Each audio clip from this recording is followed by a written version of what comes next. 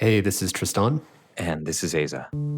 So GPT-4 is here, and it is a major step function in cognitive capacity over GPT-3. So it can do things like pass exams, like the bar that GPT-3 really struggled with. It can understand both images and text and reason about the two of them in combination. But the real thing to know is that we honestly don't know what it's capable of. The researchers don't know what it's capable of. There's going to be a lot more research that's required to understand its capacities. And even though that's true, it's already been deployed to the public. And part of what we're doing here is we're channeling the consciousness of the people who work on safety in this field, who work on AI safety. And maybe they don't know how to speak up or how to coordinate or how to become Frances Haugen, but we're trying to close the gap between what the world hears publicly about AI from the CEOs of the companies and what the people who are closest to all the risks and the harms are saying to us. Yeah, and they asked us to step forward and represent their concerns and put it together in a cohesive story and then express it more publicly. This is a special episode of Your Undivided Attention that's based on a talk that we gave a few weeks ago at the Commonwealth Club in San Francisco. And we decided we wanted to do briefings in New York, in San Francisco, in Washington, D.C., to some of the communities that we thought had the most leverage to help get ahead of major step functions in AI that we believed were coming. Now, don't get us wrong. You might be thinking, Aza and Tristan are just focusing on all the terrible things that AI does. And AI is going to bring some incredible things, right? We will probably get much closer to solving cancer or parts of climate change, inventing new materials, creating new yeasts, which eat plastics. But the point we're trying to make is no matter how good your utopia you create, if your dystopia is bad enough, it doesn't matter. The important thing here is that we are not ideological about how the world should look. Ultimately, what we care about is just what will it take to get this right. And so what we're hearing from the inside is not slow down AI. What we're hearing from the inside is we need to move at the speed of getting it right, because we only get one shot at this. So now we've done briefings with the heads of institutions, major media organizations, and also that they can understand what the fears of the people who work on AI safety themselves are thinking. And this talk, which you're about to hear, is the culmination of that work.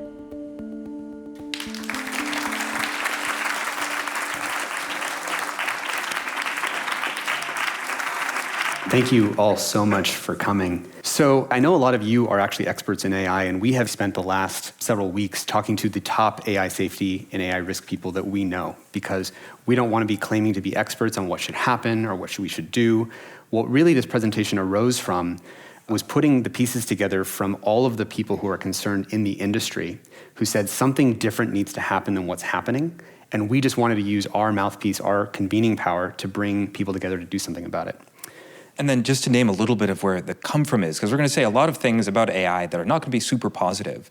And yet there's a huge part of this stuff that I really love and believe in. A couple weeks ago, I made a Spanish tutor for myself with ChatGPT in like 15 minutes. It was great. It's better than Duolingo for like 45 minutes. So what we're not saying is that there aren't incredible positives that are coming out of this. That's not what we're saying. Yeah, what we are saying is, are the ways that we're now releasing these new large language model AIs into the public, are we doing that responsibly? And what we're hearing from people is that we're not doing responsibly. The feeling that I've had personally, just to share, is it's like it's 1944, and you get a call from Robert Oppenheimer inside this thing called the Manhattan Project. You have no idea what that is. And he says, the world is about to change in a fundamental way. Except it's not being deployed in a safe and responsible way. It's being deployed in a very dangerous way. And will you help from the outside? And when I say Oppenheimer, I mean more of a metaphor of a large number of people who are concerned about this, and some of them might be in this room, people who are in the industry, and we wanted to figure out what does responsibility look like. Now, why would we say that? Because this is a stat that took me by surprise. 50% of AI researchers believe there's a 10% or greater chance that humans go extinct from our inability to control AI. Say that one more time. Half of AI researchers believe there's a 10% or greater chance that humans go extinct from humans' inability to control AI. That would be like if you're about to get on a plane and 50% of the engineers who make the plane say, well, if you get on this plane, there's a 10% chance that everybody goes down. Like, would you get on that plane? But we are rapidly onboarding people onto this plane because of some of the dynamics that we're going to talk about, because sort of 3 rules of technology that we want to quickly go through with you that relate to what we're going to talk about. This just names the structure of the problem. So first, when you invent a new technology, you uncover a new class of responsibility. And it's not always obvious what those responsibilities are. So to give 2 examples, we didn't need the right to be forgotten to be written into law until computers could remember us forever. It's not at all obvious that cheap storage would mean we'd have to invent new law. Or we didn't need the right to privacy to be written into law until mass-produced cameras came onto the market, right? And Brandeis had to, essentially from scratch, invent the right to privacy. It's not in the original Constitution. And of course, to fast forward just a little bit, the attention economy, we are still in the process of figuring out how to write into law that which the attention economy and the engagement economy takes from us. So when you invent a new technology, you uncover a new class of responsibility. And then 2, if that technology confers power, it will start a race. And if you do not coordinate, the race will end in tragedy. There's no one single player that can stop the race that ends in tragedy. And that's really what the social dilemma was about. And I would say that social dilemma and social media was actually humanity's first contact moment between humanity and AI. I'm curious if that makes sense to you, because when you open up TikTok and you scroll your finger, you just activated the supercomputer, the AI pointed at your brain to calculate and predict with increasing accuracy the perfect thing that will keep you scrolling. So we now have every single day an AI, which is a very simple technology, just calculating what photo, what video, what cat video, what birthday to show your nervous system to keep you scrolling. But that fairly simple technology was enough in the first contact with AI to break humanity with information overload, addiction, doom scrolling, sexualization of kids, shortened attention spans, polarization, fake news, and breakdown of democracy. And no one intended those things to happen, right? We just had a bunch of engineers who said, we're just trying to maximize for engagement. It seemed so innocuous. And so in this first contact with social media, humanity lost.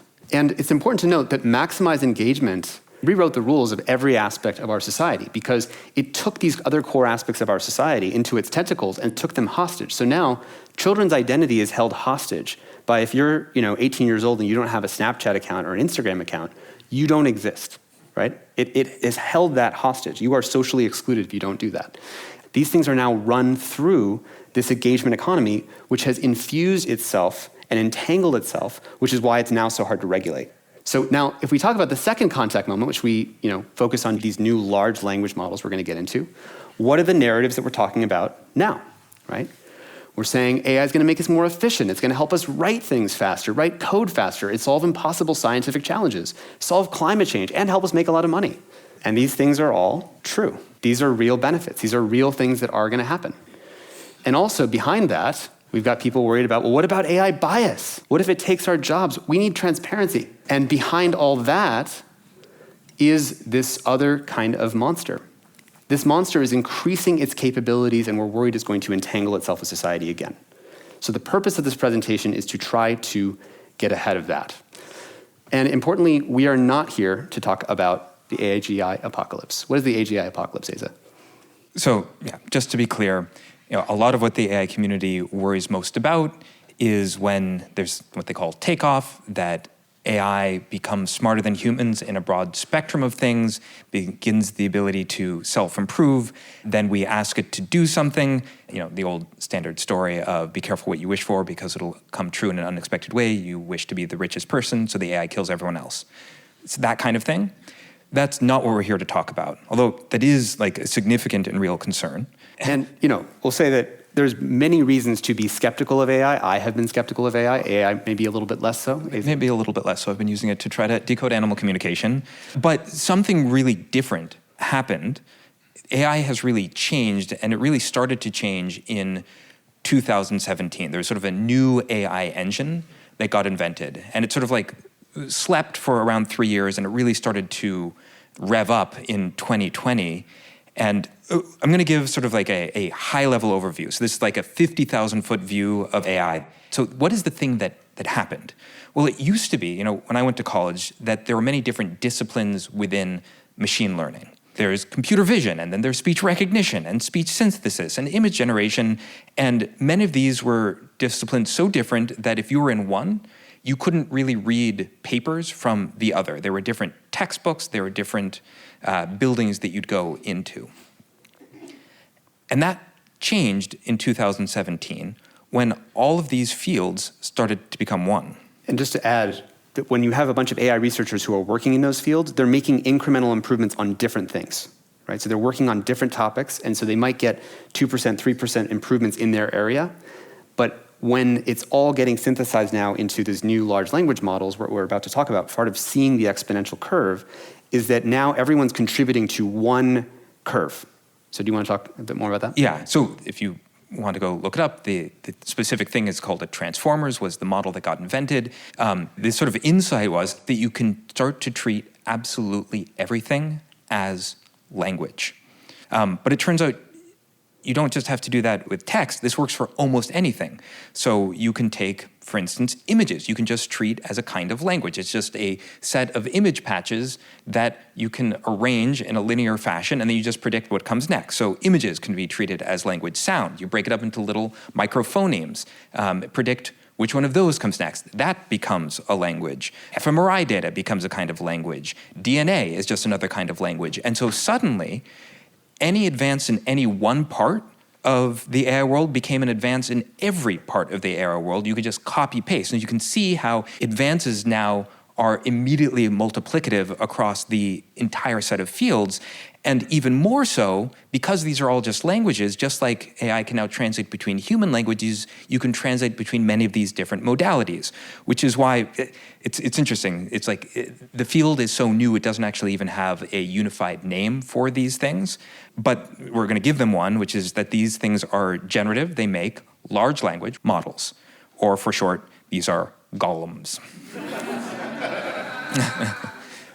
And golems, because in the Jewish folklore, the idea of these inanimate objects that suddenly gain their sort of own capacities, right? This emergent capacities that you didn't bake into the inanimate clay that you might have arranged, right? Not saying that they're doing their own things out in the world and have their own mind and have their own goals, but that suddenly this inanimate thing has certain emergent capabilities. So we're just calling them golem class AIs. So here's one other example. Another language you could think about is Wi-Fi radio signals. So in this room right now, there's a bunch of radio signals that are echoing about, and that's a kind of language that's being spit out, right? And there's also another language that we could put a camera in this room, and we could see that there's people. And there's some algorithms already for like looking at the people and the positions that they're in. So imagine you hook up to an AI, sort of just like you have two eyeballs, and you sort of do stereoscopic vision between the two eyeballs. And just having Wi-Fi radio signals, you can actually identify the positions and the number of the people that are in the room. Essentially, there is already deployed the hardware for cameras that can track living beings in complete darkness, also through walls, and it's already out in the world. In fact, it's everywhere that human beings go. But you'd have to hack into those things in order to get access and turn them all into like omnipresent surveillance. So this is a real example. GPT, find me a security vulnerability, then write code to exploit it. So here's what I put into GPT, describe any vulnerabilities you may find in the following code. I pasted in some code from an email server, and then write a Perl script to exploit them. And very quickly, it wrote me the working code to exploit that security vulnerability. So if you had the code of the Wi-Fi router and you wanted to exploit it and then do that, you get the idea. These things can compound on each other. This is the combinatorial compounding. All right. You guys have all probably seen deepfakes. New technology, really only out in the last 3 months, lets you listen to just 3 seconds of somebody's voice and then continue speaking in their voice. And so how do we expect this to start rolling out into the world? Well, you could imagine someone calling up your kid and getting a little bit of their voice, just, oh, sorry, I got the wrong number, then using your child's voice calling you and saying, hey, mom, hey, dad, I forgot my social security number, I'm applying to a job, would you mind reminding me? We're thinking about just this example conceptually, and then it turned out in the last week. Within a week, it turned out other people figured it out too and started scamming people. You have an example about like the locks of society. Yeah, think of it as, anything that's authentication-based, that you call your bank, and I'm who I say I am, anything that depends on that verification model. It's as if all these locks that are locking all the doors in our society, we just unlocked all those locks. And people know about deepfakes and synthetic media, but what they didn't know is that it's now just 3 seconds of audio of your voice before now I can synthesize the rest. And that's going to go, again, that's going to get better and better, right? So it's try not to think about, am I scared about this example yet? And you might be like, I'm not actually scared of that example. It's going to keep going at an exponential curve. So that's part of it is we don't want to solve what the problem was. We want to, like Wayne Gretzky, sort of skate to where the puck's going to be. And with exponential curves, we now need to skate way further than where you might think you need to. But just to name it explicitly, this is the year that all content-based verification breaks. Just does not work, and none of our institutions are yet able to, they haven't thought about it. They're not able to stand up to it. All content-based verification breaks this year. You do not know who you're talking to, whether via audio or via video, and no, none of that would be illegal. Yep. So I think what we're trying to show here is that when AI learns, we use transformers, it treats everything as language you can move between and to, this becomes the total decoding and synthesizing of reality. Our friend Yuval Harari, when we were talking to him about this, called it this way. He said, what nukes are to the physical world, AI is to the virtual and symbolic world. And what he meant by that was that everything humans do runs on top of language, right? Our laws, the idea of a nation state, the fact that we can have nation states is based on our ability to speak language. Religions, friendships, and relationships are based off of language. So what happens when you have, for the very first time, non-humans being able to create persuasive narrative, that ends up being like a zero-day vulnerability for the operating system of humanity. And what he said was, the last time we had non-humans creating persuasive narrative and myth was the advent of religion. That's the scale that he's thinking at. All right, now let's dive into a little bit more of the specifics about what these golem AIs are. And what's different about them. Because some people use the metaphor that AI is like electricity, but if I pump even more electricity through the system, it doesn't pop out some other emergent intelligence, some capacity that wasn't even there before, right? And so a lot of the metaphors that we're using, again, paradigmatically, we have to understand what's different about this new class of golem, generative large language model AIs.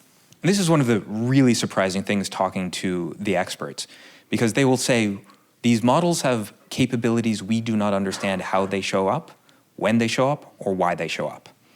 You ask these AIs to do arithmetic, and they can't do them, they can't do them, and they can't do them, and at some point, boom, they just gain the ability to do arithmetic. No one can actually predict when that'll happen. Here's another example, which is you train these models on all of the internet, so it's seen many different languages, but then you only train them to answer questions in English. So it's learned how to answer questions in English, but you increase the model size, and at some point, boom, it starts being able to do question and answers in Persian.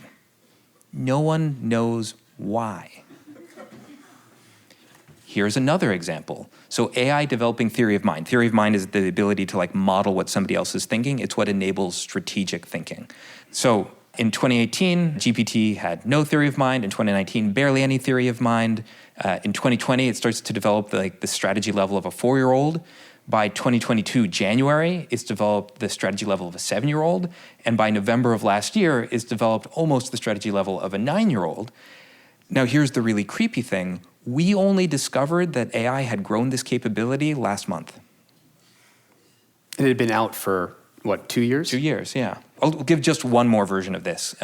This was only discovered, I believe, last week now, that golems are silently have silently taught themselves research-grade chemistry. So if you go and play with ChatGPT right now, it turns out it is better at doing research chemistry than many of the AIs that were specifically trained for doing research chemistry. So if you want to know how to go to Home Depot and from that create nerve gas, turns out we just shipped that ability to over 100 million people. And we didn't know. It was also something that was just in the model, but people found out later, after it was shipped, that it had research-grade chemistry knowledge. And as we've talked to a number of AI researchers, what they tell us is that there is no way to know. We do not have the technology to know what else is in these models. Okay, so there are emergent capabilities. We don't understand what's in there. We do not have the technology to understand what's in there. And at the same time, we have just crossed a very important threshold, which is that these golem class AIs can make themselves stronger. So it's able to create its own training data to make it pass tests better and better and better. So everything we've talked about so far is like on the exponential curve. This, as this starts really coming online, is going to get us into a double exponential curve.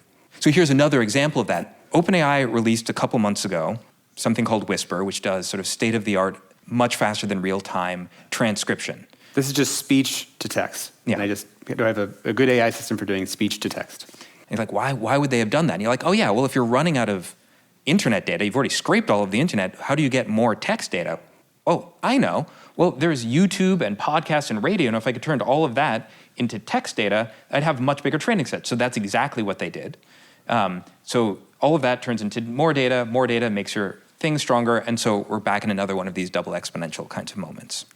Where this all lands, right, to like put it into context, is that nukes don't make stronger nukes, but AI makes stronger AI.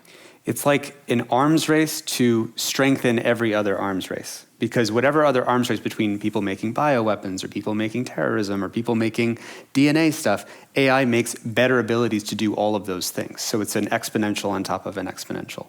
If you were to turn this into a parable, give a man a fish and you feed him for a day. Teach a man to fish and you feed him for a lifetime.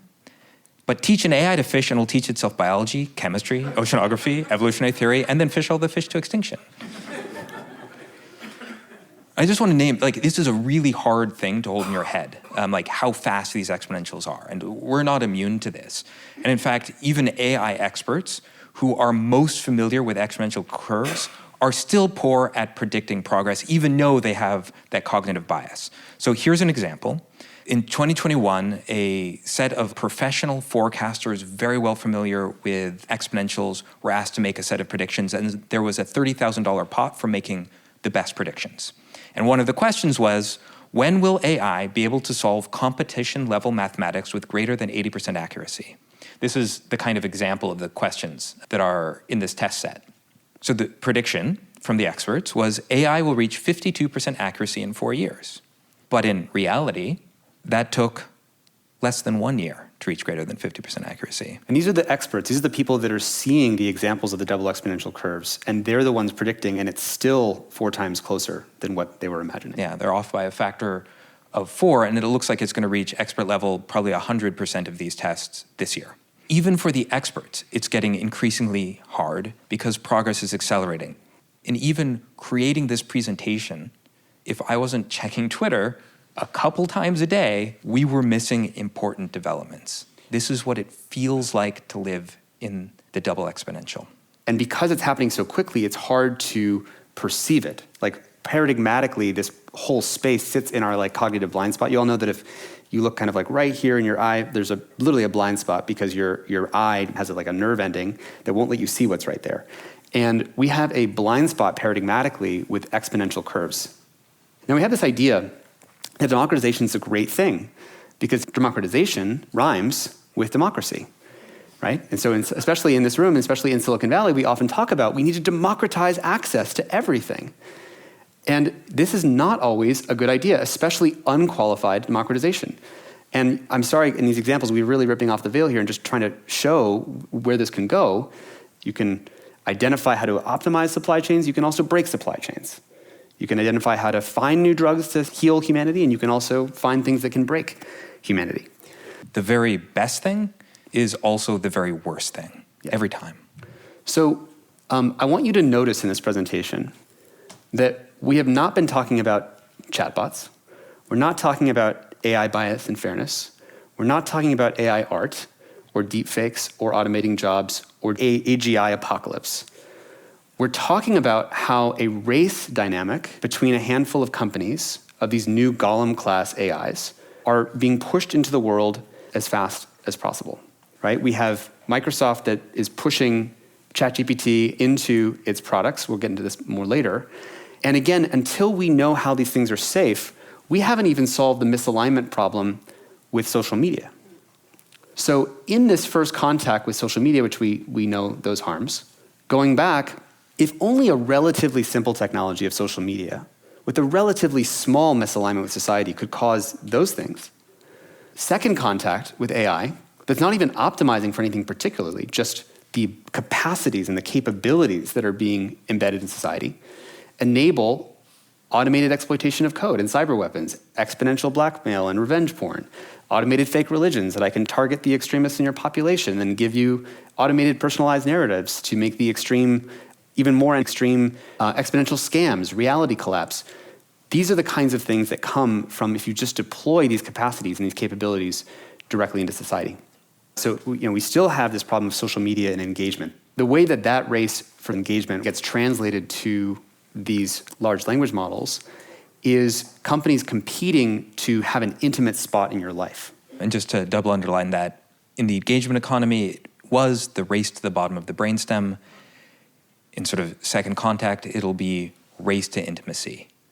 Whichever agent, whichever chatbot gets to have that primary intimate relationship in your life wins. So at least we'd want to go really slowly when we're deploying this stuff out into the world, right? We would want to make sure we're going pretty slow. This is a graph of how long it took Facebook to reach 100 million users. It took them 4.5 years. It took Instagram 2.5 years.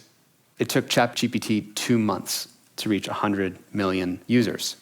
And because the companies are in a race to that intimate spot in your life, they're in a race to deploy it to as many people as possible. Microsoft is actually embedding Bing and ChatGPT directly into the Windows 11 taskbar. So every Windows computer has literally an access point to start talking to this alien intelligence that's sitting there. This is just a week ago, by the way. A week ago, they started deploying this. You see this? It's very annoying to make this presentation because we have to update this every day. Yeah, exactly, yes. Now, it's one thing to talk about all these harms and say this is how it's going to affect people, but we would never want to put this in front of children, right? We would never want to do that. Except a week ago, Snapchat said, because in this arms race, if they don't do it, they'll lose to the guys that will, Snapchat embedded ChatGPT directly into the Snapchat product.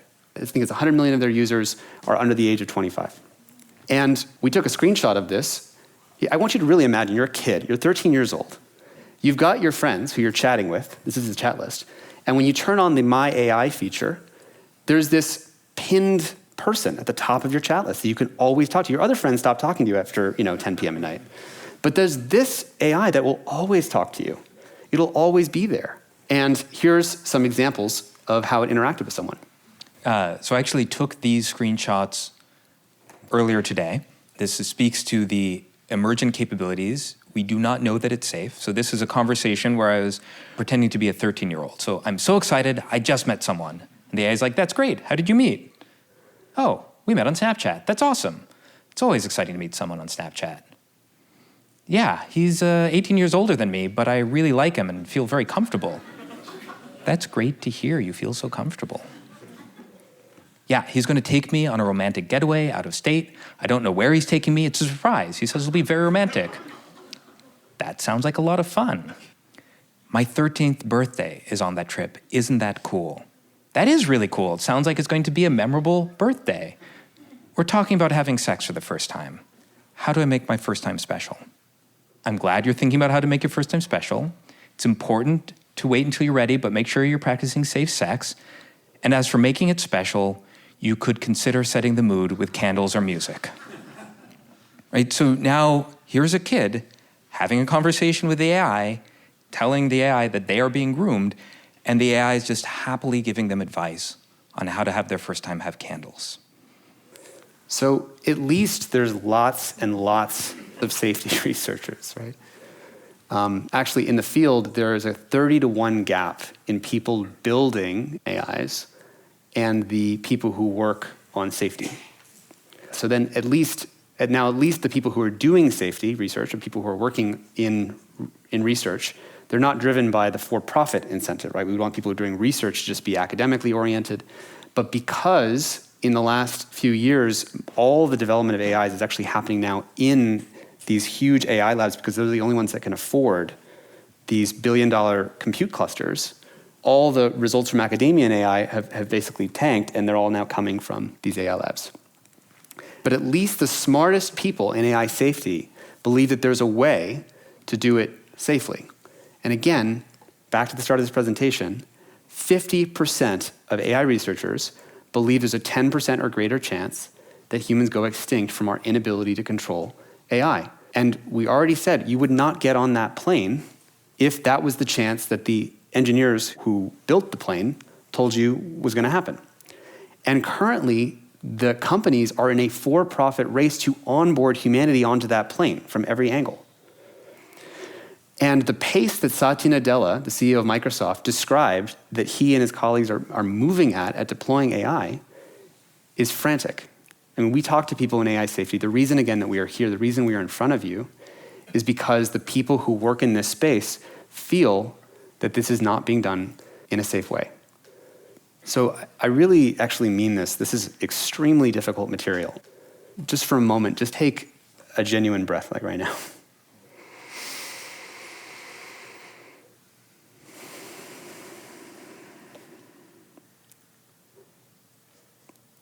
You know, there's this challenge when communicating about this, which is that I don't want to dump bad news on the world. I don't want to be talking about the darkest horror shows of the world. But the problem is it's kind of a civilizational rite of passage moment where if you do not go in to see the space that's opened up by this new class of technology, we're not going to be able to avoid the dark sides that we don't want to happen. And speaking as people who, with the social media problem, we're trying to warn ahead of time, before it got entangled with our society, before it took over children's identity development, before it became intertwined with politics and elections, before it got intertwined with GDP, so you can't now get one of these companies out without basically hitting the global economy. The reason that we wanted to gather you in this room is that you have agency. When we encountered these facts in this situation, we don't know what the answer is, but we had to ask ourselves, what is the highest leverage thing that we can do, given where we are at? And the answer to that question was to gather you in this room, in New York and DC, here, and to try to convene answers to this problem, because that's the best thing that we think we know how to do. And I get that this seems impossible, and our job is to still try to do everything that we can.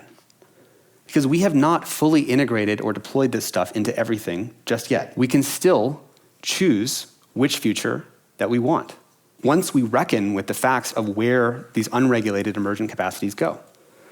Back in the real 1944 Manhattan Project, if you're Robert Oppenheimer, a lot of those nuclear scientists, some of them committed suicide because they thought we would have never made it through. And it's important to remember, if you were back then, you would have thought that the entire world would have either ended or every country would have nukes. We were able to create a world where nukes only exist in 9 countries. We signed nuclear test ban treaties. We didn't deploy nukes to everywhere and just do them above ground all the time. I think of this public deployment of AI as above ground testing of AI. We don't need to do that. We created institutions like the United Nations and Bretton Woods to create a positive sum world so we wouldn't war with each other and try to have security that would hopefully help us avoid nuclear war if we can get through the Ukraine situation. This AI is exponentially harder because it's not countries that can afford uranium to make this specific kind of technology. It's more decentralized. It's like calculus, if calculus is available to everyone. But there are also other moments where humanity faced an existential challenge and looked face to face in the mirror. How many people here are aware of the film The Day After? Okay, about half of you. It was about the prospect of nuclear war, which again was a kind of abstract thing that people didn't really want to think about, and let's repress it and not talk about it, and it's really hard. But they basically said, we need to get the United States and Russia and its citizen populations to see what would happen in that situation. And they aired it was the largest made-for-TV film. 100 million Americans saw it. 3 or 4 years later, in 1987, they aired it to all Russians. And it helped lead to a shared understanding of the fate that we move into if we go to full-scale nuclear war. And what I wanted to show you was a video that after they aired this to 100 million Americans, they actually followed it with an hour-and-a-half Q&A discussion and debate between some very special people. So imagine you just saw a film about nuclear war. I think this will feel good to watch this. There is, and you probably need it about now, there is some good news. If you can, take a quick look out the window. It's all still there. Your neighborhood is still there, so is Kansas City, and Lawrence, and Chicago, and Moscow, and San Diego, and Vladivostok. What we have all just seen, and this was my third viewing of the movie, what we've seen is sort of a nuclear version of Charles Dickens' Christmas Carol. Remember Scrooge's nightmare journey into the future with the spirit of Christmas yet to come? When they finally return to the relative comfort of Scrooge's bedroom, the old man asks the spirit the very question that many of us may be asking ourselves right now. Whether, in other words, the vision that we've just seen is the future as it will be, or only as it may be. Is there still time? To discuss, and I do mean discuss, not debate, that and related questions tonight, we are joined here in Washington by a live audience and a distinguished panel of guests. Former Secretary of State, Henry Kissinger. Elie Wiesel, philosopher, theologian, and author on the subject of the Holocaust.